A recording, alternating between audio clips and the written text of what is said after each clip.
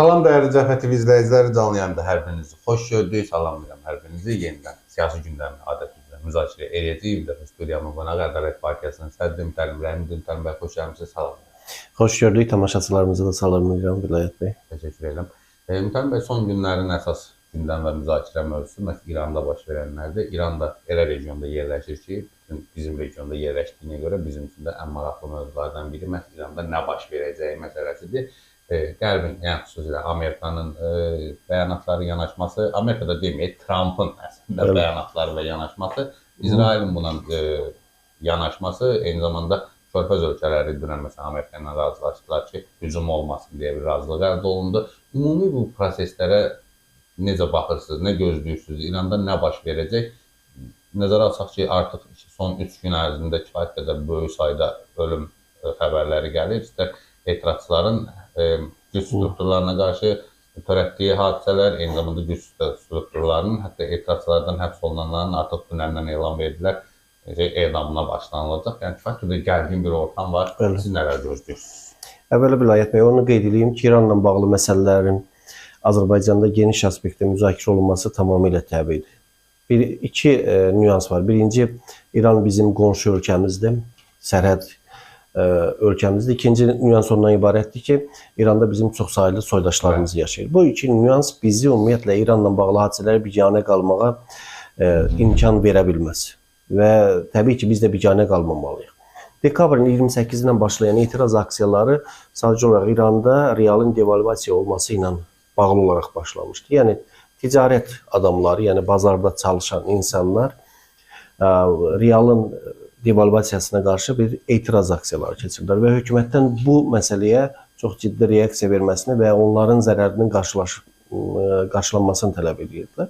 Sonradan bu etiraz aksiyaları bir ixtişaşlara çevrildi. Artıq belə deyək ki, siyasi ekspertlər etirazçılarla ixtişaşçılar arasındakı bir fərqi yaratmağa çalışırlar.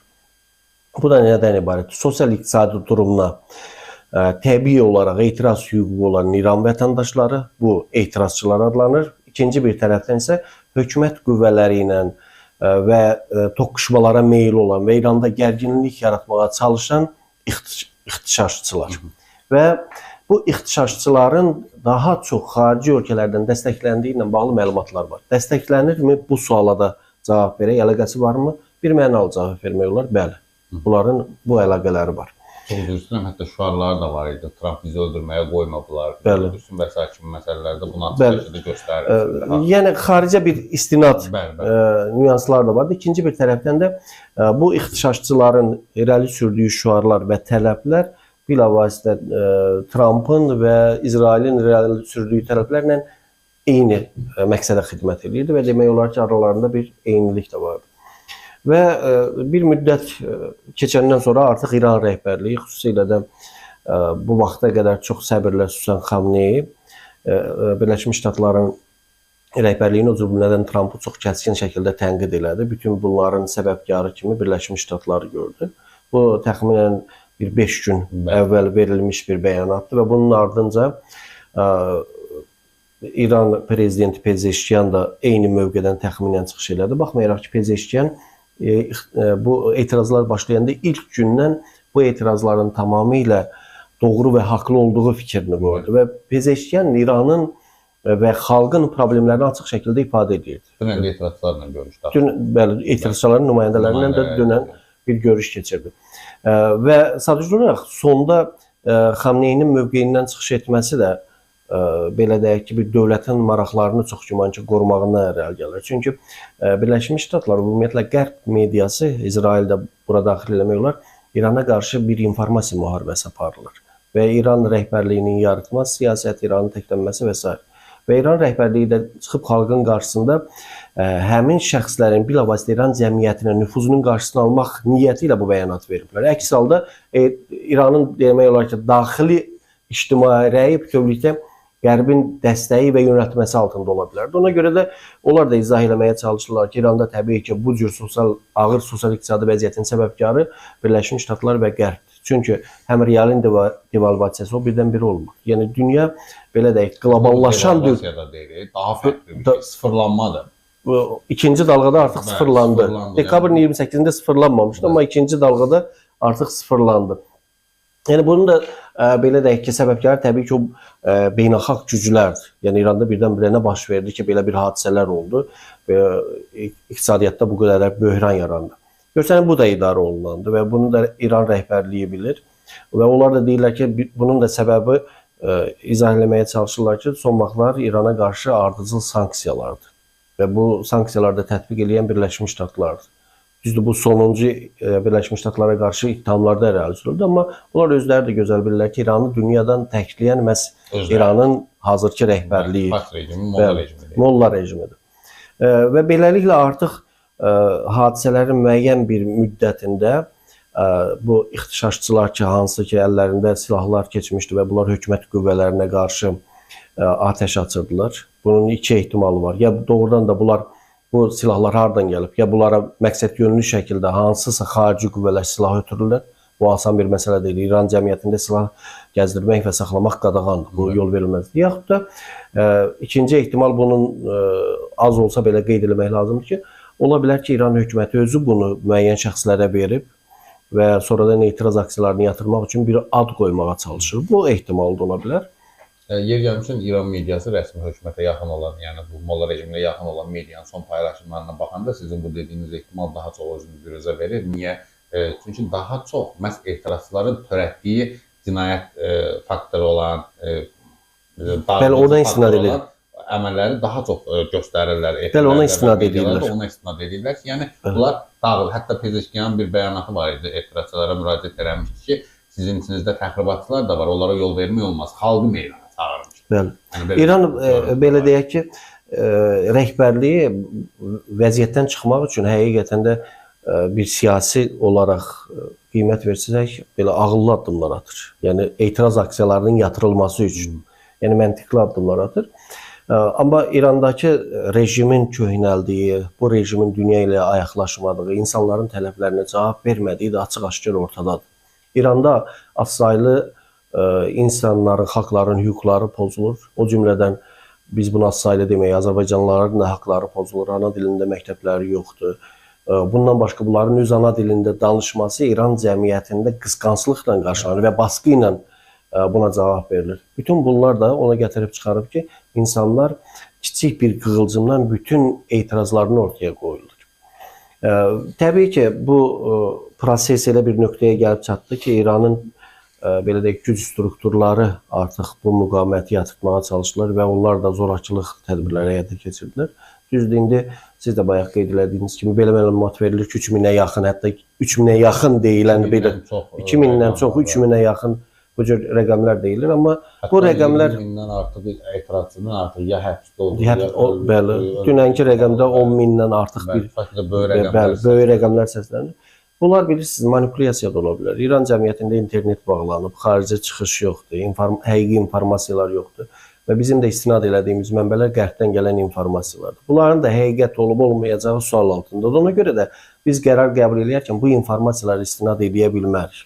İkinci bir tərəfdən də Qərbin əlində olan informasiya resursları Azərbaycanla İran arasında düşmənçilik toxum səpməsinə xidmət etməməlidir. Biz buna imkan verməməliyik və bizim də istinad edərək İrana qarşı burada hər hansı bir qərarlar qəbul etməyimiz iki dövlət arasındakı münasibətlərin pozulmasına səbəb olar. Biz sadəcə müzakirə edirik və buna da haqqımız çatır. Bayaq mən dedim iki səbəbə görə və digər tərəfdən İranda bu dəyişiklik ola bilərmi?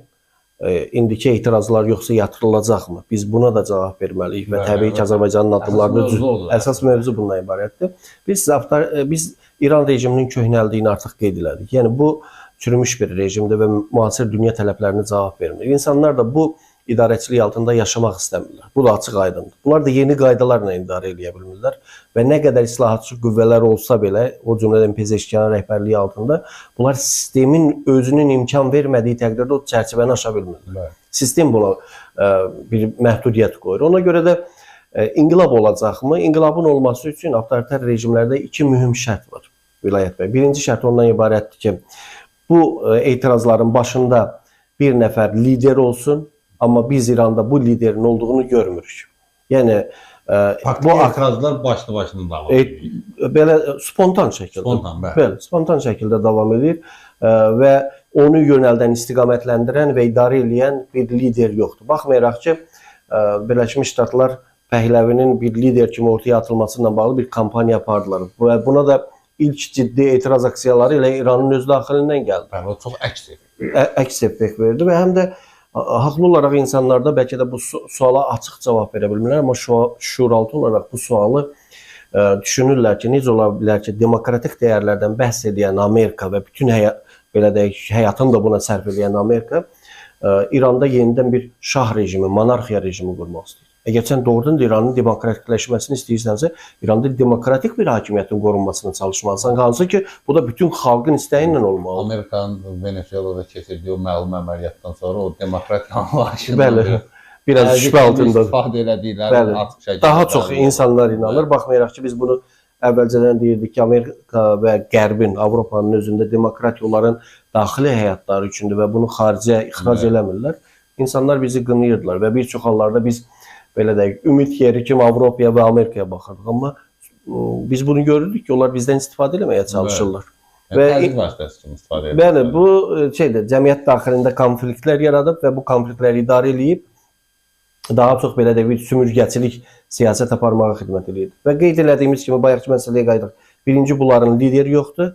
Birinci məsələ budur. İkinci, hakimiyyət daxilində mütləq bölünmə olmalıdır. İnqilabın baş verməsi üçün. Bu hətta belə deyək ki, 1917-ci ildə sosialist inqilabında da bu baş verdi və bununla bağlı çoxlu nümunələr göstərə bilər ki, İranın indiki hakimiyyətin daxilində hər hansı bir parçalanma yoxdur. Güc qüvvələri Xamneyiyə sadiqdir. Çox maraqlı bir məqam var orada. Çünki bu etirazlar başlayandan sonra çox maraqlı bir iddia gündəmə gəlmişdi ki, əslində baş verən hadisələr, yəni hökumətlə, yəni Xamneyi ilə hökumət, yəni Pezeşkiyan hakimiyyəti arasında gedən mübarizədir.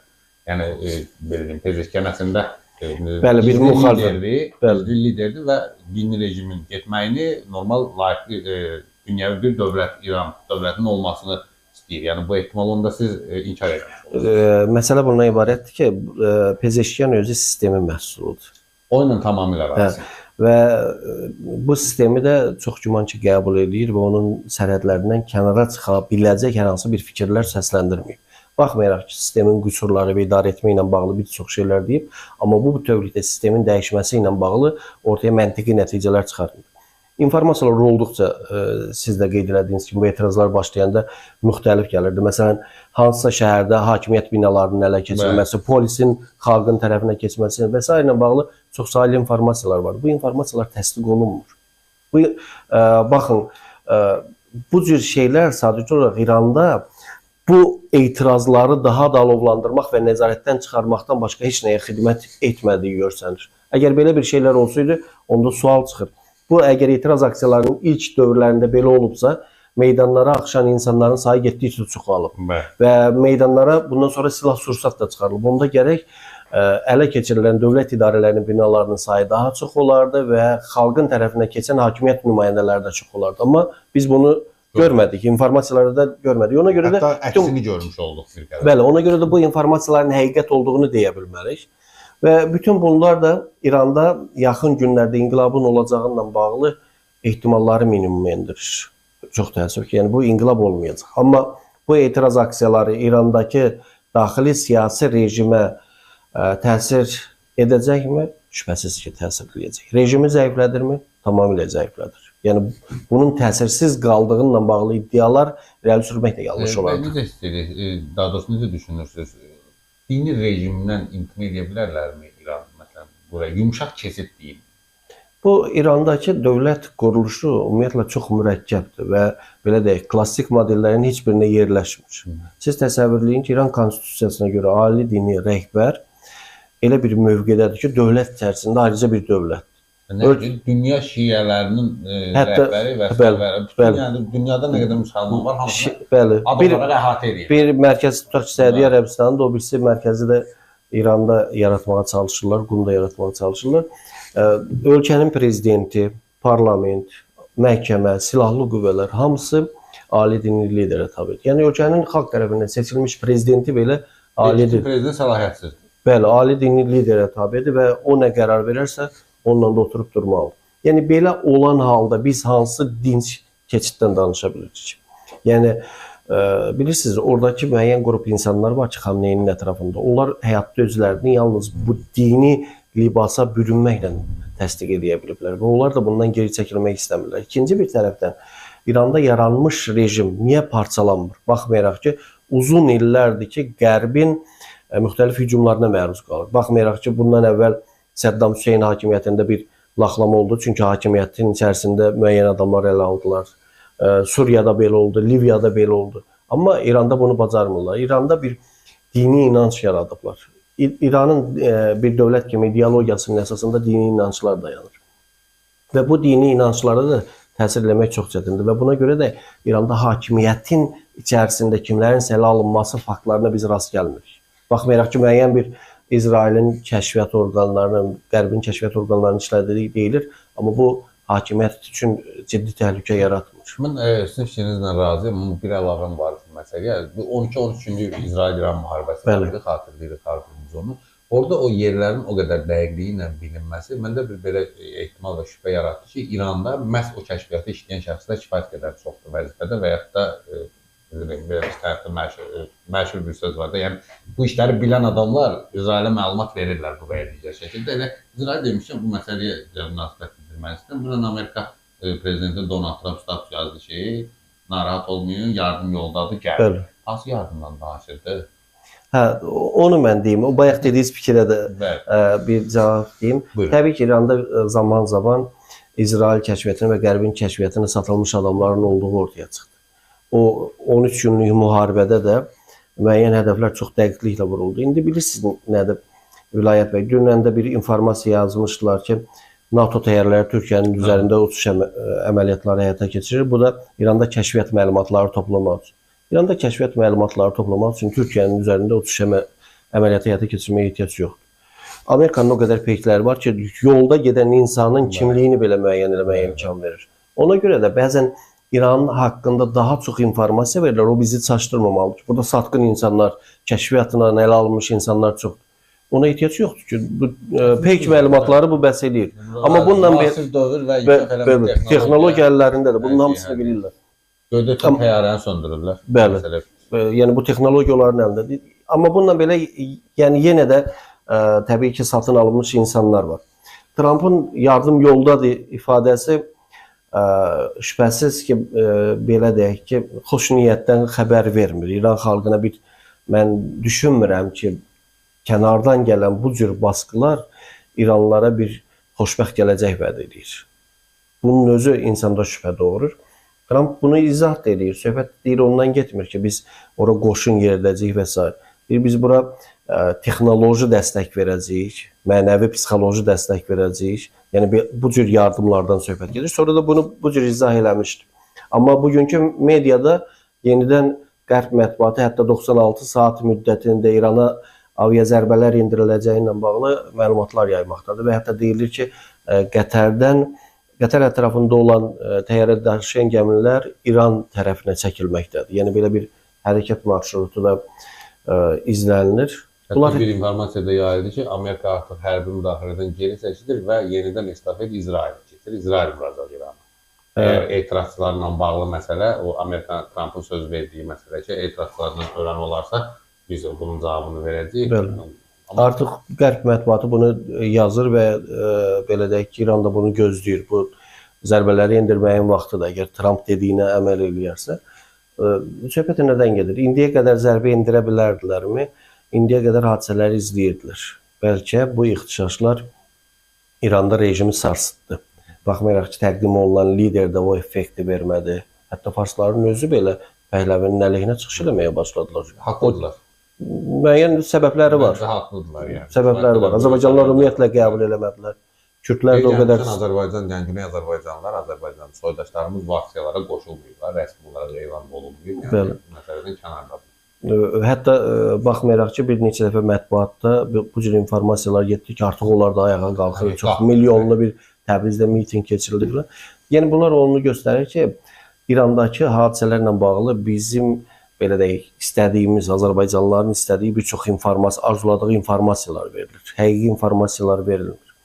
Amma Qərb fərqi yoxdur. Bu İsrail olsun, Birləşmiş Ştatlar olsun, İsrailin də endirəcəyi zərbələr təbii ki, Birləşmiş Ştatlardan razılıq əsasında verilir və sonra icra olunur. Bu zərbələr endirilə bilərmi? Ehtimalı var, endirilə bilər. Söhbət nədən gedir? Bundan əvvəlki zərbələr iyun ayında olan müharibədə də endirilmişdi. Məqsəd nədən ibarət idi? İran hakimiyyətini zəiflətmək. Söhbət bundan gedirdi. Bunlar özləri də çox gözəl bilirlər ki, o nüvə zənginləşdirilməsi hansı səviyyədədir? İranın oraya əli çatır, yoxsa çatmır? Bunun İsrail özü hökumət olaraq bir bəyanat qərar daha doğrusu elan elədi ki, bütün hərbi təsisatlara və bütün xəstəxanalara gücləndirilmiş iş rejimində keçməyi və müharibə şəraitinə hazır olmaqla bağlı tapşırıq verilib. Bu əslində özü informasiya olsa da kifayət qədər geniş anlayışda müzakirəyə açıq bir mövzudur. Yəni, bəli, qərbdən gələn informasiyalar da xüsusilə də Amerikanın təyyarə daşıyan gəmilərinin İran sahillərinə yaxınlaşması da onu deməyə əsas verir ki, bu zərbə ola bilər. Və sual doğurur, indiyə qədər olmayıbsa, bundan sonra olmağı nə dərəcədədir? Artıq belə deyək ki, İran getdikcə aksiyaları nəzarət altına almaqdır. İxtişaşlar və bu etirazlar İran hakimiyyətinin nəzarəti altında olmayanda bu zərbələr endirilə bilməzdir. Nəzarət baxımdan mümkün deyildir. Ona görə ki, belə bir zərbə endirilərsə, xalq yenidən qayıdıb hakimiyyətin ətrafında birləşəcək. Çünki onların ideoloji inancları var.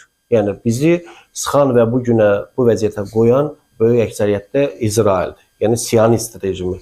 Və İranda da belə deyək ki, hakimiyyətin gəldiyi bu qənaət xalq tərəfindən də müdafiə olunur ki, biz İsraili yer üzündən siləcəyik. Böyük əksəriyyət bu düşüncədədir. Çünki bunların beynində bunu yeridiblər. Bu böyük Ermənistan furyası kimi bir şeydir. Yəni İsrailin də heç münasibəti adekvat deyil. Adekvat deyil. Yəni bir-birinə qarşı düşmənçilik. Çox xoslu düşmənçilik edirlər. Bəli, həddən artıq. Yəni reallıqda baş tutmayacaq bir şeyləri bunlar danışırlar. Ona görə də indiyə qədər bu zərbələri endirə bilməz. Əgər indidən sonra aksiyalar artıq görürlər ki, gözlənilən effekti vermədi, nəticə hasil olmadı. Yəni bunun özü də bir nəticədir. Yəni onu deyim ki, hakimiyyətin zəifləməsi üçün kifayət qədər real nəticələr ortaya qoyub. Ölkədə sosial-iqtisadi durum kifayət qədər ağırlaşıb, hətta idarə olunmaz vəziyyətə çatıb. Pezeşkiyan hökuməti bundan sonra nə edəcək, bu iqtisadi, sosial durumu necə düzəldəcək? Bunlar özü çox böyük problemlərdir. Amma bundan sonra bu zərbələri endirə bilər. Bu hakimiyyəti bir qədər də zəiflədəcək. Yəni sosial-iqtisadi vəziyyət içərisində indiyən və xalqın etirazları ilə qarşılaşan bir hakimiyyət kənardan olan hərbi müdaxilə nəticəsində də daha çox batacaq. Və Qərb də bunu bilir ki, belə olmadığı halda İranda dəyişikliyə bu nail ola bilməyəcək. Və ikinci bir tərəfdən İran Venezuela deyil ki, Birləşmiş Ştatlar gəlib onun ali dini rəhbərini və prezidentini götürüb aparsın. İran belə deyək ki, bunu açıq demək lazımdır. Rusiya və Çin tərəfindən də qorunur. Və onlar İranda dəyişikliyin olmasını və hansı ki bu dəyişiklik Amerika ssenarisindən və İsrailin ssenarisindən vurulacaq, onlar razı deyirlər. Çin üçün bu ucuz yanacaq mənbəyidir. İsrail üçün şərqdə etibarlı bir müttəfiqdir. Cənub sərhədlərində artıq belə deyək ki, öz düşmənlərini, söhbət Rusiyanın baxışından gedir. Düşmənlərinin qarşısını alan böyük bir bufer zonadır və İranın əlindən o burada çox məqsədli oyunlar oynamaqdadır. Belə olan halda mən düşünmürəm ki, Rusiya və Çin İranı asanlıqla satsın və onun arxasından geri çəkilsinlər. İkinci bir tərəfdən İranın daxilindəki monolitlik onu deməyə əsas verir ki, burada daha böyük qarşıdurma olmalıdır. Və İran məsələsi, mən sizə deyim ki, böyük müharibəyə aparan bir yoldur. Buna çox sadə baxmaq lazım deyil. Və Azərbaycan da məsələyə bu geniş miqyasdan baxaraq gələcəkdə baş verə biləcək bu böyük fəlakətə hazır olmalıdır. Biz bu hazırlıq təkcə bizim silahlanmamızdan söhbət getmir. Baxmayaraq ki, Azərbaycan dövlət büdcəsində bir çox insanlar özü üçün belə analiz aparır, hətta bunu sosial şəbəkədə də biz müharibəni bitirmişik və nəyə görə orduya çəkilən xərc azaldılmır. Çünki bizi hələ qarşıda nələr gözlədiyindən bir çoxlarının məlumatı yox. Böyük fəlakətlər. Ölkə daim güclü olmalıdır. Niyə? Çünki dünyanın yenidən bölüşdürülməsi bir mərhələsində Azərbaycan özünü müdafiə etməyə bacarmalıdır. Həm də bizim yerləşdiyimiz region elə regiondur ki, xırda bir zəiflik nümayişi artıq bəli, onu çox gözəl, mən elə gəlir ki, prezident də çox gözəl demişdi ki, bizim taleyimiz bu coğrafiyada gətirib çıxarıb, amma biz burada öyrəşmişik və burada da yaşaya bilərik. Bir Avropalını gətirib bu coğrafiyaya qoysan, o başını itirər burada. Yəni bu qədər təzyiqlər, bu qədər qarma-qarışıq, ziddiyyətlər olduğu bir məkanda yaşaya bilməz. Amma bu coğrafiya bizimkidir və biz bura öyrəşmişik və buradan da çıxış yolları axtardıq. Baxmayaraq ki, bizi daha ciddi təhlükələr təhdid edir. Bu təhdidlərə qarşı da Azərbaycan Respublikası hazır olmalıdır və eyni zamanda bunu informasiya müharibəsində də göstərməlidir. Mənim belə deyək, çox xoşuma gəldi ki, İran hadisələrinə münasibətdə biz soyuqqanlı bir münasibət sərgiləyə bildik.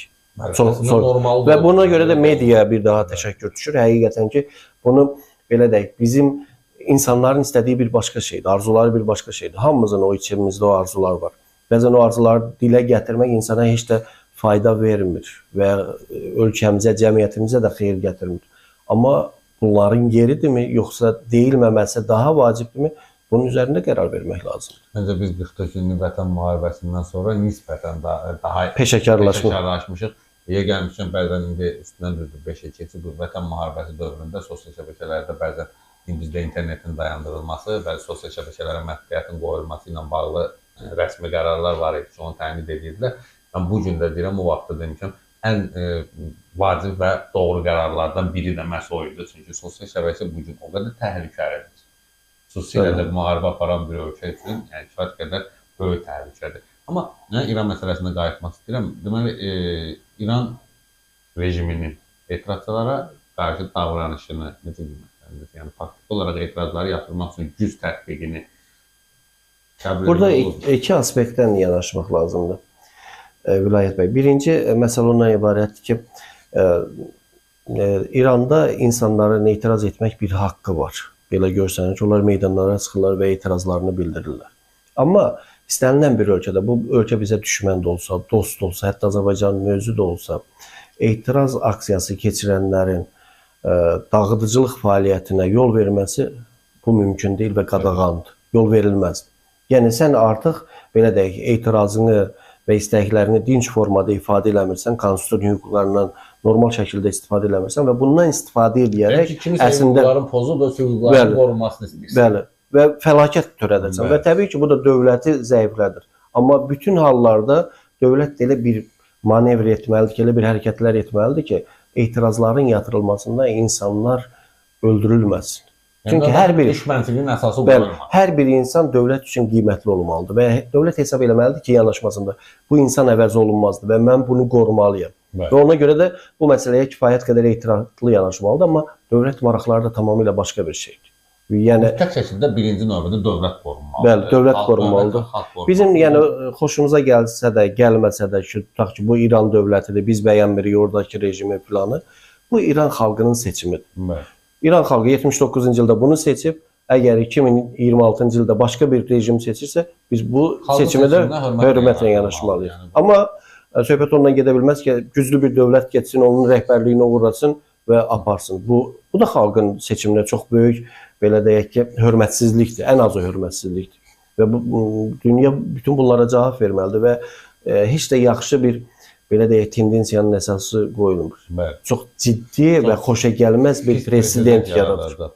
Yaradacaq və mən artıq düşünməyə başlamışam ki, böyük dövlətlər artıq güclərində daha doğrusu bu təcrübədən bu verdiyi şəkildə istifadə etməyə yollarını axtarırlar, yəni müəyyən mənada. Tamamilə doğru. Çox pisdir, yəni, çox pisdir. Gəlmişkən son olaraq soruşmaq istəyirəm bu məsələni. İranda əgər, daha doğrusu Rusiya psixiyat toxunuz o məsələyə, Rusiya-İran məsələsinə ki, İran-Rusiya kütləsində bir təhlükəsizlik səfəridir. Amma Rusiya səssizdir sanki. Bilirsiniz, bu məsələ tamamilə insanın diqqətini cəlb edir. İndi söhbət nədən gedir? Biz qlobal maştabda yanaşsaq, dünyanın güclər arasında bölüşdürülməsi prizmasından məsələyə baxmalıyıq. Rusiya heç də İranı təhvil verəcəyi kimi görsənmir. Amma ümumiyyətlə cəmiyyətdə belə bir fikir aşılanıb ki, tək qütblü dünyadan artıq bəşəriyyət çox qütblüyə keçməkdədir. Və bu çox qütblülük arasında da Birləşmiş Ştatlar, Çin və Rusiyanın adı çəkilir. Hətta Avropa İttifaqının özü belə bu çox qütblü dünyada bir güc mərkəzi olaraq görsənmir. Baxmayaraq ki, Avropanın özü də buna cəhd göstərir. Yəni, bu son qərar deyil, bu sadəcə olaraq ehtimallardan biridir. Amma hadisələrin inkişafı göstərir ki, heç də belə deyil. Birləşmiş Ştatlar özünün hegemonluğunu heç də əldən vermək istəmir. Əgər o hegemonluğunu əldən vermək istəyərsə, yəni dünyada bir qütb funksiyasını yerinə yetirmək istəyərsə, elə Amerika qitəsini nəzarət eləmək buna kifayət edir. və uzağı da Afrikada müəyyən əraziləri nəzarət altına ala bilərdi. Amma bu gəlib artıq belə deyək, Rusiyanın cənubunda, Çinin də qulağının dibində olan bir ərazidə böyük ixtişaşlar yaradır və bura müdaxilə edir.